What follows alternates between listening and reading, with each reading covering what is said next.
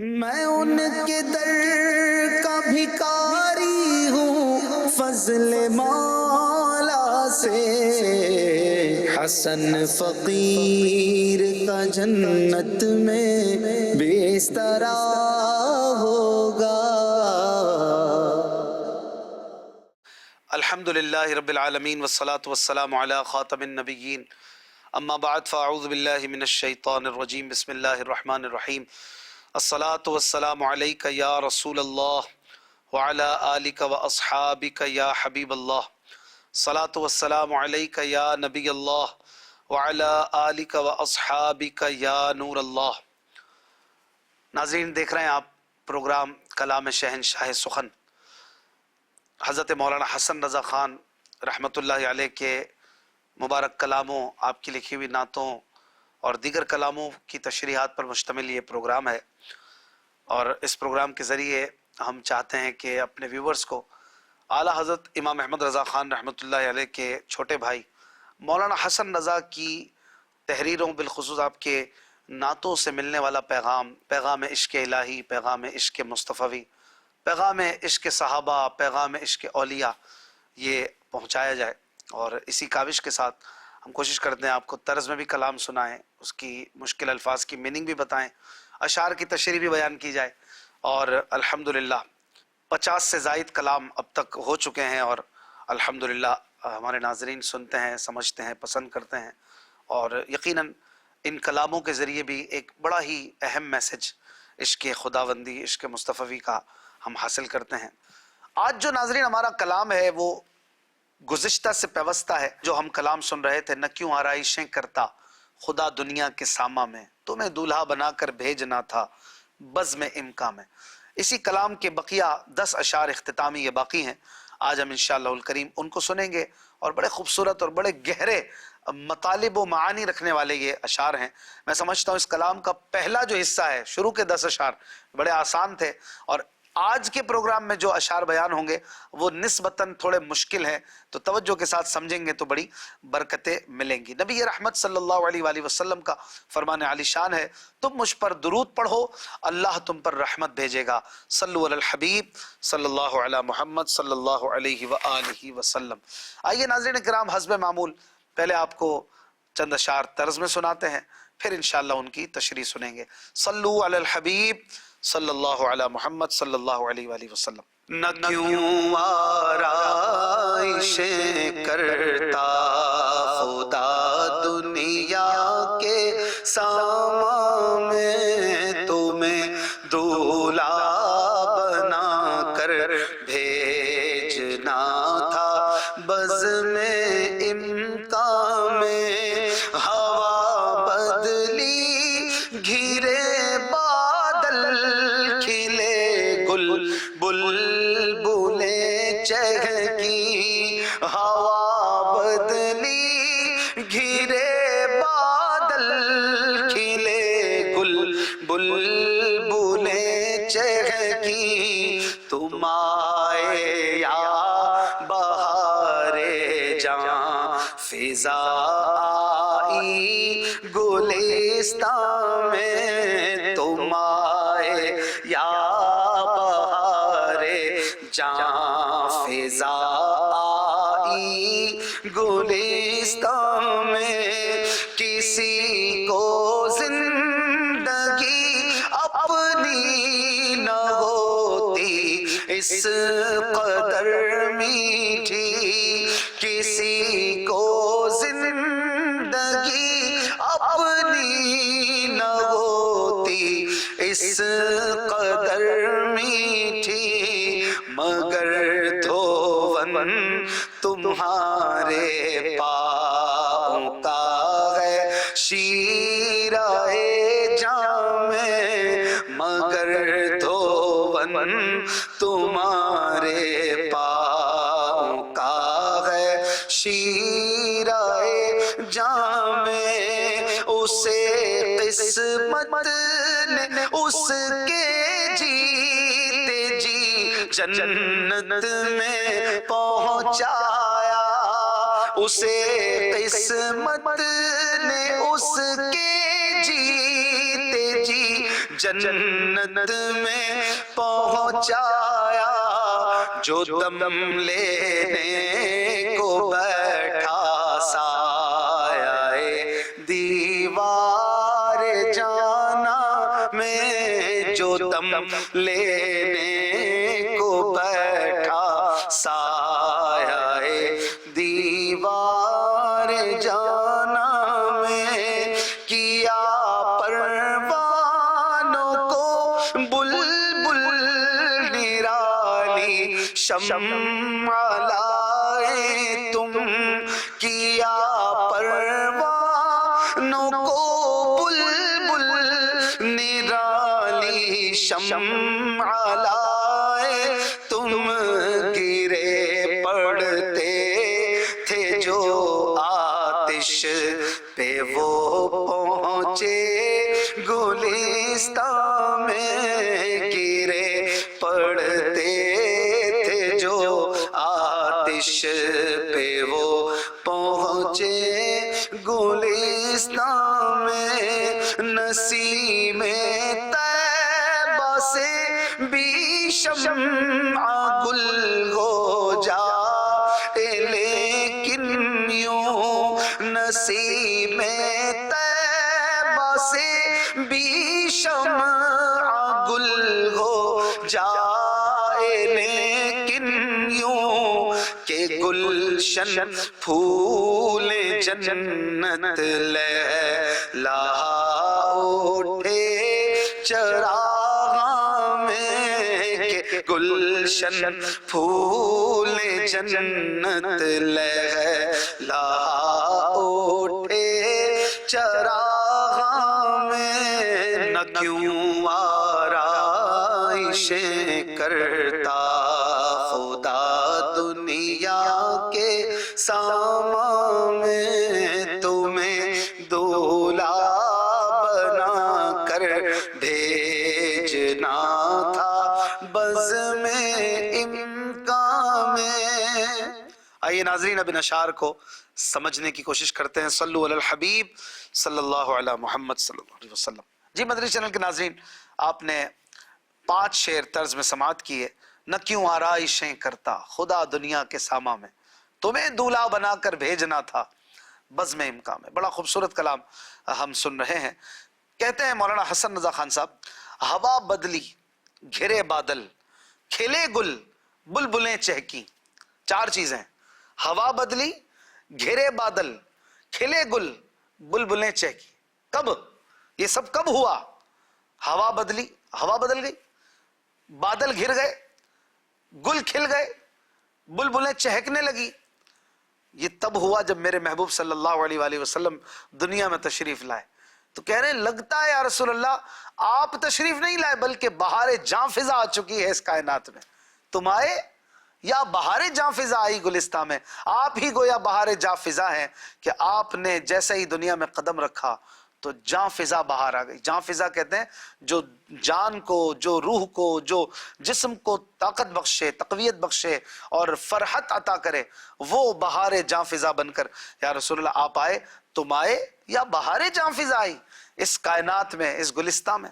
اگلے شعر میں کہتے ہیں کسی کو زندگی اپنی نہ ہوتی اس قدر میٹھی، کسی کو زندگی اپنی نہ ہوتی اس قدر میٹھی، مگر دھون تمہارے پاؤں کا ہے شیرہ جاں میں۔ اس شعر میں کہہ رہے ہیں کہ جس نے حضور علیہ الصلوۃ والسلام کے مبارک قدموں کا دھون کو اگر کوئی پی لے تو اس کی جو جان ہے، اس کی جو باڈی ہے، وہ ایسی میٹھی میٹھی اور ٹھنڈی ٹھنڈی ہو جائے کہ اس سے زیادہ کسی کو اپنی زندگی اس قدر میٹھی نہ لگے۔ جس کے شیرہ جاں میں حضور علیہ الصلوۃ والسلام کا دھون چلا جائے تو پھر اس کی زندگی سے زیادہ میٹھی زندگی کسی کی نہ ہوگی۔ یعنی آپ صلی اللہ علیہ وآلہ وسلم کے قدموں کے دھون سے زیادہ شیرہ جاں اور زندگی کو میٹھا کرنے والا، فرحت بخشنے والا کوئی پانی، کوئی دھون نہیں ہے۔ اگلے شعر میں کہتے ہیں اسے قسمت نے اس کے جیتے جی جنت میں پہنچایا، اسے قسمت نے اس کے جیتے جی جنت میں پہنچایا، جو دم لینے کو بیٹھا سایہ دیوار جانا میں۔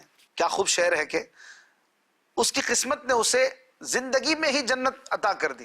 کسے؟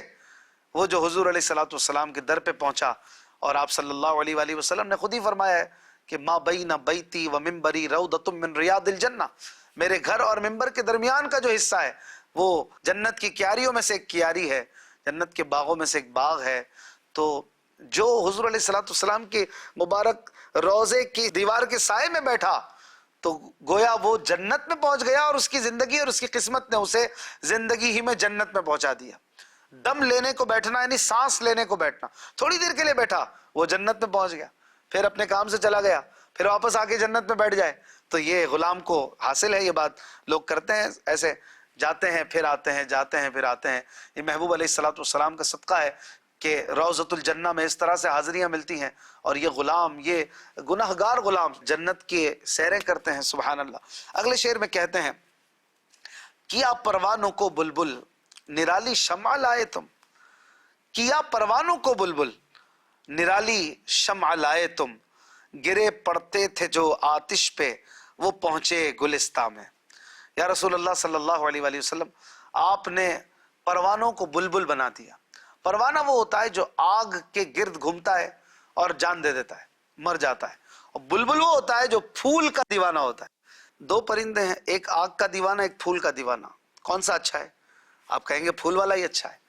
تو بڑا خوبصورت شعر ہے، بڑا کمال کا مضمون اس میں لائے ہیں کہ جو لوگ آگ کے دیوانے تھے، یعنی گویا آگ میں گرتے چلے جا رہے تھے، پروانہ کیا کرتا ہے؟ آگ کے گرد گھوم گھوم کے مر جاتا ہے، اور بلبل جو ہے وہ پھول پہ قربان ہو جاتی ہے۔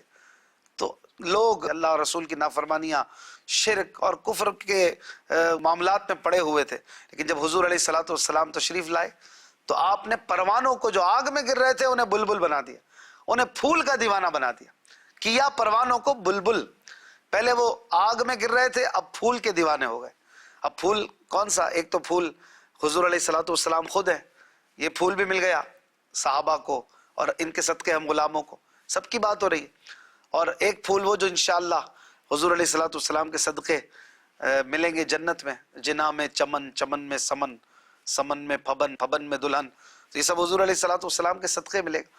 اور بڑا خوبصورت جملہ کہا، نرالی شمع لائے تم، یعنی پروانوں کو بلبل بنایا۔ کیا لے کر آئے؟ شمع لے کر آئے۔ شمع کا تو ویسے پروانہ دیوانہ ہوتا ہے، لیکن یہ وہ شمع ہے کہ جس نے پروانے کو بلبل بنا دیا، یعنی پھول کا دیوانہ بنا دیا۔ اور یہ شمع ہے شمع بزم ہدایت، وہ ہمارے آقا صلی اللہ علیہ وآلہ وسلم ہے۔ تو کہہ رہے ہیں کہ کیا پروانوں کو بلبل نرالی شمع لائے تم، گرے پڑتے تھے جو آتش پہ وہ پہنچے گلستہ میں، جو آگ میں گر رہے تھے انہیں آپ نے بچا کر جنت میں پہنچا دیا۔ سبحان اللہ۔ اگلے شعر میں کہتے ہیں، نسیم طیبہ سے بھی شمع گل ہو جائے لیکن یوں، نسیم طیبہ سے بھی شمع گل ہو جائے لیکن یوں، کہ گلشن پھول جنت لہلہا اٹھے چراغاں میں۔ جب ہوا چلتی ہے تو شمع گل ہو جاتی ہے، جو موم بتی ہے یا کوئی آگ جل رہی ہے گل ہو جاتی ہے، لیکن کہہ رہے ہیں اگر وہ مدینے کی ہوا چلے تو مدینے کی ہوا شمع کو بجھا تو دے، شمع کو گل تو کر دے، لیکن اس شمع کے اندر کیا کیا ہو پتہ ہے؟ اس شمع میں گلشن پھولے، اور اس شمع میں، اس چراغاں میں جو روشنی جل رہی تھی اس پہ جنتیں لہلہا اٹھیں، ایسی خوبصورت اچھی ہوا چلے کہ وہ شمع گل ہونے کے بعد بھی اس کے اندر پھول کھل رہے ہوں اور جنت کے جو نظارے ہوں وہ اس میں نظر آنے لگے۔ یہ خیال ہے، ایک تخیل ہے کہ مدینے کی ہوا اور عام ہوا میں فرق ہے۔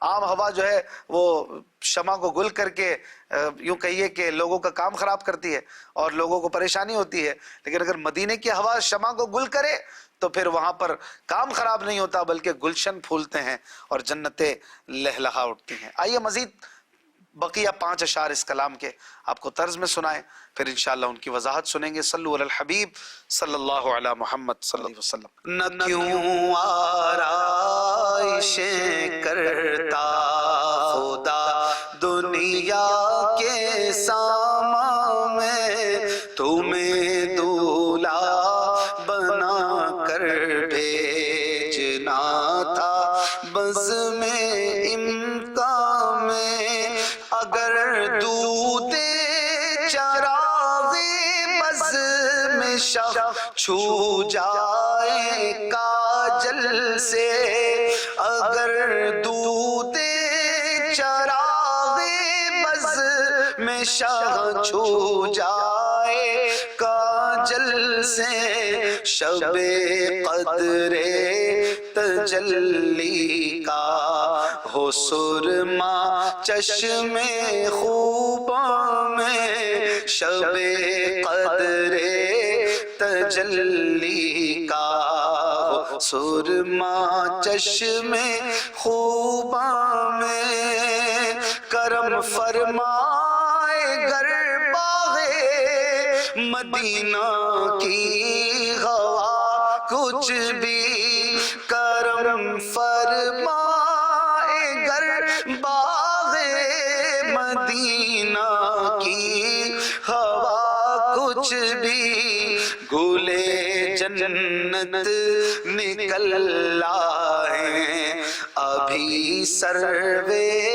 چراغاں میں گلے جنت نکل آئے ابھی سروے چراغاں میں چمن کیوں کر نہ مہکے بلبلیں کیوں کر نہ عاشق ہوں چمن کیوں کر نہ مہکے بلبلیں کیوں کر نہ عاشق ہوں تمہارا جلوہ رنگی بھرا پھولوں نے داماں میں تمہارا جلوہ رنگی بھرا پھولوں نے داماں میں اگر دودھ چراغ بز میں والا مس کرے کچھ بھی اگر دودھ چراغ بز میں والا مس کرے کچھ بھی شمی میں مشک بس جائے گلے شمع شبستان میں شمی میں مشک بس جائے گلے شمع شبستان میں یہاں کے سنگ ریزوں سے حسن کیا لال کو نسبت یہاں کے سنگ ریزوں سے حسن کیا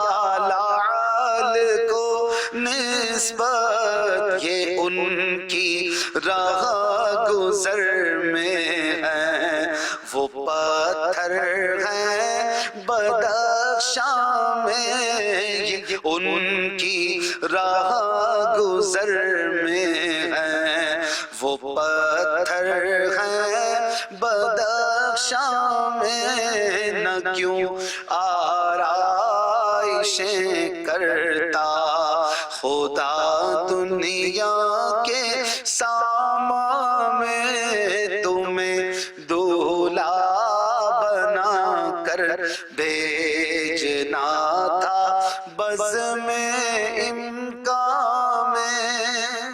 آئیے ناظرین اب ان اشعار کی تشریح سنتے ہیں۔ صلو علی الحبیب صلی اللہ علی محمد صلی اللہ علیہ وآلہ وسلم۔ جی ناظرین آپ نے اختتامی 5 اشعار سنے، کلام جاری ہے تشریح کے ساتھ۔ نہ کیوں آرائشیں کرتا خدا دنیا کے ساما میں، تمہیں دولہا بنا کر بھیجنا تھا بزم امکا میں۔ کہتے ہیں اگلے شعر میں، اگر دودے چراغ بزم شہ چھو جائے کاجل سے، اگر دودے چراغ بزم شہ چھو جائے کاجل سے، شب قدر تجلی کا ہو سرما چشم خوباں میں۔ دودھ کہتے ہیں دال واو دال، ایک تو ہے دودھ اس کے آخر میں ہاں آتا ہے جو ملک ہے، اور ایک لفظ ہے دودھ دال واو دال، یہ کہتے ہیں غبار کو، غبار دھواں، تو چراغ کے ساتھ غبار بھی ہوتا ہے، دھواں وغیرہ ہوتا ہے۔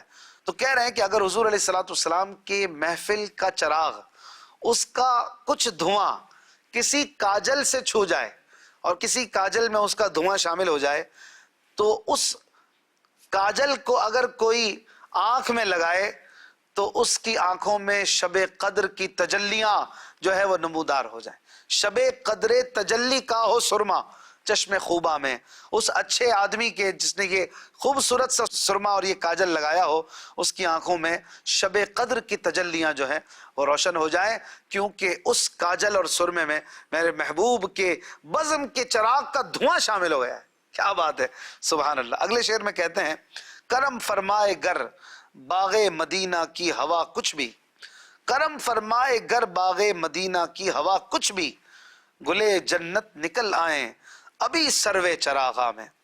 کہہ رہے ہیں اگر مدینے کے باغ کی ہوا تھوڑا سا ذرا سا کرم کر دے، ذرا سا ہمارے پاس سے ہو کر گزر آئے، کسی باغ پر مدینے کی ہوا چل جائے، تو پھر کیا ہو، جنت کے پھول کھلنے لگیں اور جنت کے جو ہے وہ خوبصورت درختوں کا جو ہے وہ اگنا نظر آئے، سروے چراغاں جو ہے بڑی بڑی شمعیں اور لمبے لمبے درختوں کی روشنیاں جو ہے وہ نظر آئیں، گلیں جنت نکل آئیں ابھی سروے چراغاں میں۔ سرو ایک درخت کا نام ہے جو بڑا لمبا اور سیدھا ہوتا ہے، تو کہہ رہے ہیں کہ اگر مدینے کی ہوا چل پڑے اس درخت کے پاس سے تو اس سرو میں، اس لمبے درخت میں روشنیاں بھی ہو جائیں اور جنت کے پھول بھی کھل آئیں۔ مدینے کی باغ کی ہوا ہی کچھ ہے، سبحان اللہ۔ ایک اور جگہ پر کہتے ہیں نا مولانا حسن رضا، اے مدینے کی ہوا دل میرا افسردہ ہے، سوکھی کلیوں کو کھلا جاتا ہے جھونکا تیرا۔ اگلے شعر میں کہتے ہیں، چمن کیوں کر نہ مہکیں بلبلیں کیوں کر نہ عاشق ہوں، چمن کیوں کر نہ مہکیں بلبلیں کیوں کر نہ عاشق ہوں، تمہارا جلوہ رنگی بھرا پھولوں نے داماں میں۔ چمن کیوں کر یعنی کیسے، کیسے نہ مہکیں، باغ کیوں نہ مہکیں، دنیا کے باغ کیوں نہ مہکیں، اور بلبلیں کیوں نہ ان پھولوں کی عاشق ہوں، کیونکہ پھولوں نے اپنے دامن میں آپ کا جو جلوہ رنگی بھرا ہوا ہے، پھولوں میں آپ نظر آتے ہیں، انہی کی بو مایہ سمن ہے، انہی کا جلوہ چمن چمن ہے، انہی سے گلشن مہک رہے ہیں، انہی کی رنگت گلاب میں ہے۔ جب ان کی رنگت گلاب میں ہو تو بلبل کیوں نہ اس کا دیوانہ ہو، اور چمن کیوں نہ گلاب سے مہکے۔ تمہارا جلوہ رنگی بھرا پھولوں نے داماں میں، پھولوں نے اپنے دامن میں آپ کا جلوہ رنگی بھر لیا ہے، سبحان اللہ۔ اگلے شعر میں کہتے ہیں، اگر دودے چراغے بزم والا مس کرے کچھ بھی، اگر دودے چراغے بزم والا مس کرے کچھ بھی، شمیم مشک بس جائے گلے شمع شبستہ میں۔ یہاں دوبارہ یہ لفظ لا رہے ہیں، دودھ یعنی دھواں، غبار۔ اگر میرے آقا صلی اللہ علیہ وسلم کے بزم کی جو چراغ ہے اس کا کچھ غبار، کچھ دھواں ذرا سا چھو جائے، مس کرنا یعنی چھو جانا، اگر پیارے محبوب کے بزم کے چراغ کا دھواں ذرا سا مس کرے، ذرا سا چھو جائے، پھول کو چھو جائے، تو پھر کیا ہو، مشک کی ہوائیں اس پھول میں بس جائیں، گلے شمع شبستہ میں ایسی خوشبوئیں بس جائیں کہ مشک کی خوشبوئیں اس میں آنے لگیں۔ یہ غبار کی بات ہو رہی ہے، غبار میں تو بدبو ہوتی ہے، غبار میں تو ایک ناگوار بو ہوتی ہے، لیکن اگر میرے آقا کی محفل کے چراغ کے دھوئیں کی بات کریں تو وہ اتنا مشک و عنبر جیسا ہے، اتنا مہکا مہکا ہے کہ اگر وہ کسی پھول کو بھی گزر جائے تو اسے بھی مشک کی طرح بسا دے اور اسے جو ہے وہ مہکا دے۔ بس جانا یعنی خوشبودار ہونا، تو مشک جیسی خوشبو اس پھول میں آنے لگے۔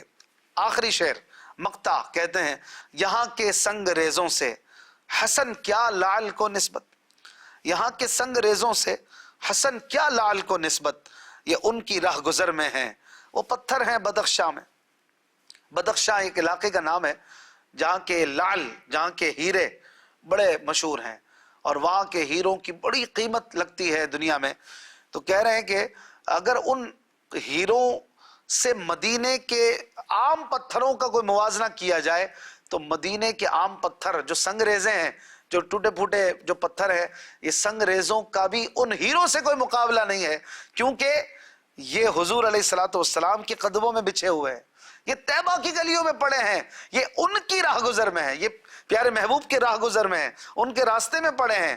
یہ جو لعل ہیں، یہ ہیرے ہیں، یہ تو بدخشاں میں ہیں، بہت دور ہیں، تو ہمیں کیا بدخشاں کے پتھروں سے، ہمیں تو سرکار کے قدموں میں آنے والے پتھروں سے کام ہے۔ یہاں کے سنگ ریزے، یہاں سے مراد مدینے کے سنگ ریزے، سنگ ریزہ یعنی پتھر، عام پتھر، لعل بھی پتھر ہی ہوتا ہے، ہیرا، لیکن وہ بڑا قیمتی پتھر ہے، لیکن وہ ہیرا بھی مدینے کے عام پتھر سے بھی مقابلہ نہیں کر سکتا، کیونکہ مدینے کے پتھر تو پھر مدینے کے ہیں، وہ تو مدینے والے کے قدموں میں آتے ہیں، اور جو ان کے قدموں میں آتا ہے پھر تو وہ سورج چاند کو بھی شرما دے۔ بہت خوبصورت کلام۔ اللہ تعالی ہمیں مولانا حسن رضا خان رحمۃ اللہ علیہ کے عشق رسول کا کوئی صدقہ اور کوئی ذرہ عطا کرے۔ زندگی رہی اگلے پروگرام میں ملیں گے، اپنا خیال رکھیے گا۔ صلو علی الحبیب صلی اللہ علی محمد صلی اللہ علیہ وآلہ وسلم۔